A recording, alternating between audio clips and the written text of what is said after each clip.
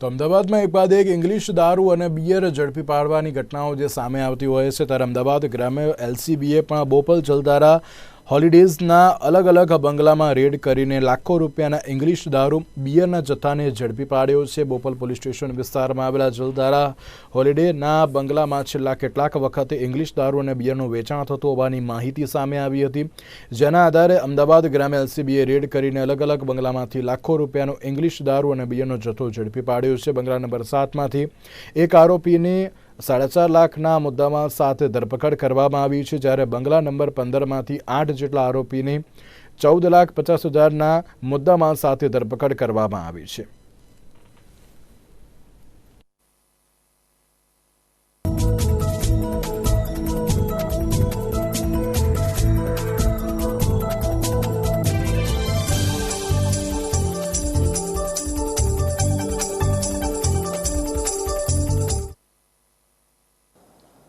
Bopal police સ્ટેશનની હદમાં આદરણીય IG સાહેબ અને ડીજી સાહેબના ગાઈડન્સ હેઠળ એલસીબી અમદાવાદ પોલીસે રેડ કરી છે અને એમાં જલધારા હોલિડેના બંગલા નંબર 7 અને બંગલા નંબર 15 ખાતે જુદી જુદી 2 રેડ છે અને એમાં કેસીસ કરવામાં આવ્યા છે।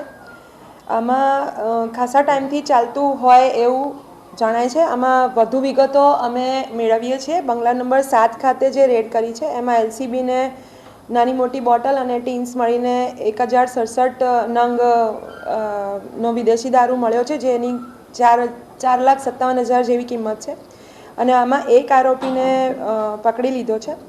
આ લોકો ઉદયપુર રાજસ્થાનના અને એમનું નામ છે હરીશકુમાર કાંતિલાલ ડામોર ઉર્ફે મીણા અને આ લોકો હાલ અહીંયા હોલિડે હોમમાં આ દારૂનો જથ્થો રાખતા હતા અને મૂળ રાજસ્થાન તરફના છે।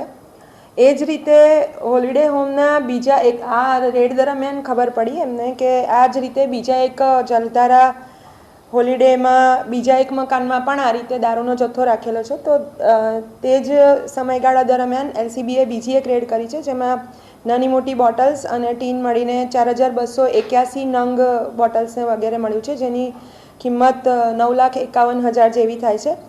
આ દારૂ મકાનમાં તેમજ 2 ગાડી છે, Hyundai i10 અને Hyundai Accent અને બજાજ પલ્સર અને પેશન એવી રીતે બાઇક્સ પણ છે। એ બધું મળીને મુદ્દામાલ સહિત એલસીબીએ 14,54,000 જેવો મુદ્દામાલ કબજે કર્યો છે।